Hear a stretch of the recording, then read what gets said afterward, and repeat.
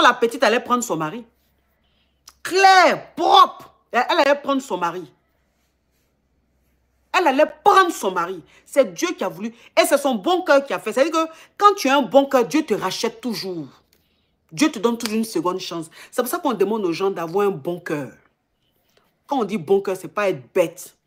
Mais il ne faut pas faire du mal à ton prochain. Il faut aider ton prochain. Il faut avoir un bon cœur. Ça, là, c'est ce qui te sauve. C'est la protection d'un être humain. Le bon cœur, être généreux, aimer son prochain, ne pas vouloir détruire l'autre, ne pas vouloir faire du mal à l'autre pour rien. Quand tu es comme ça, j'ai dit, c'est comme une protection que Dieu met sur toi. C'est-à-dire, quels que soient les problèmes, il y a toujours quelque chose. Dieu te sort de là comme ça. Donc, c'est son bon cœur là qui l'a sauvé.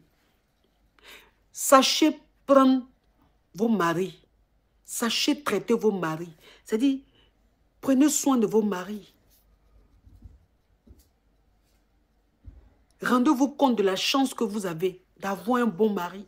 Aujourd'hui, là, avoir un mari qui te respecte, qui vit pour toi, qui te met au dos, c'est rare. Les hommes deviennent de plus en plus médiocres. La vie d'aujourd'hui rend les hommes médiocres, fainéants.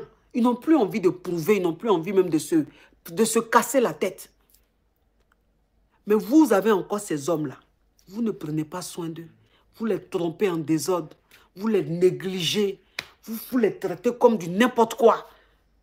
Un homme aussi respecté, un homme aussi puissant, un homme aussi riche, un homme aussi, j'ai dit, qui est respecté par ses employés, un homme qui est aussi considéré dans la société. Par amour pour toi, il se fait petit, il est dans ta main. Toi, tu penses que c'est chiffon que tu as eu. Tu vas le traiter, tu vas pas le respecter, tu vas faire ce que tu veux. Une autre femme a pris ça pour te montrer que ce que tu as là, moi, elle peut prendre ça. Il y a bien de choses. Maintenant, folie tes parents. Réveillez-vous les femmes. Vous avez compris? Réveillez-vous. Prenez soin de vos maris. Respectez vos maris. La chance que vous avez là, saisissez-la. Et puis, dites toujours merci à Dieu. Parce qu'il y a des femmes là, elles prient tous les jours pour avoir les maris que vous avez.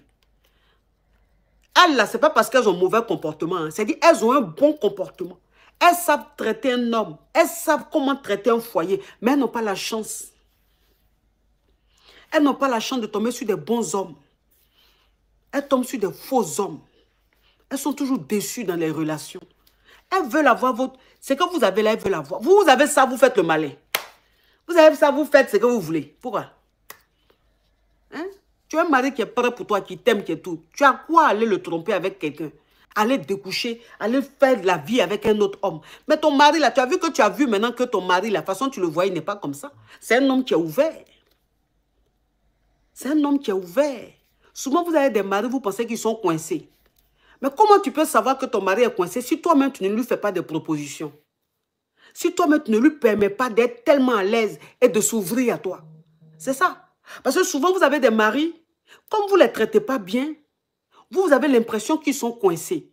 Non, parce que vous-même, il y a une barrière. C'est-à-dire que vous-même, vous n'êtes pas investi à 100% dans votre foyer. Donc, il y a une barrière. Mais sinon, quand toi, une femme, tu investis à 100% dans ton foyer et que tu mets ton mari à l'aise, qu'est-ce que tu vas proposer à ton mari? Il va refuser. Quoi? Qu'est-ce que tu vas dire à ton mari? Bébé, je veux qu'on aille dormir à l'hôtel. Bébé, je veux qu'on voyage. Bébé, je veux que toi et moi, on fasse ça. Je veux que tu me grèves comme ça. Je veux que tu descendes dans la cave comme ça. Moi, mais je veux te grèves comme ça. Quel homme qui n'aime pas bonheur? Lui-même, il sait que ce que tu as lui proposé là, c'est pour lui faire du bien. Pourquoi il va refuser ça? Mais si tu penses qu'il y a un blocage, c'est toi, ta façon de le traiter qui fait qu'il y a un blocage. Mais quand tu es vraiment à 100%, tu es vrai avec ton mari s'ouvre à toi.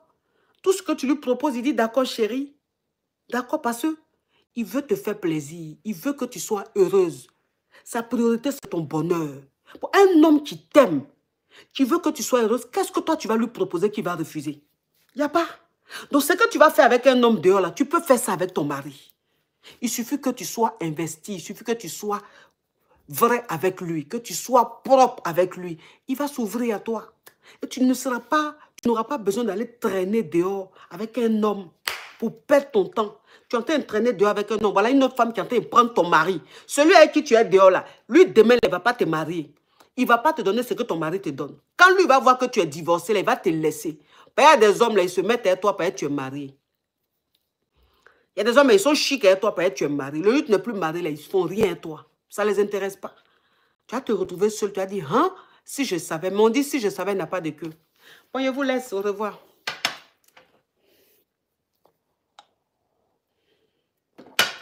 Je vous laisse. Bon, bisous mes amours.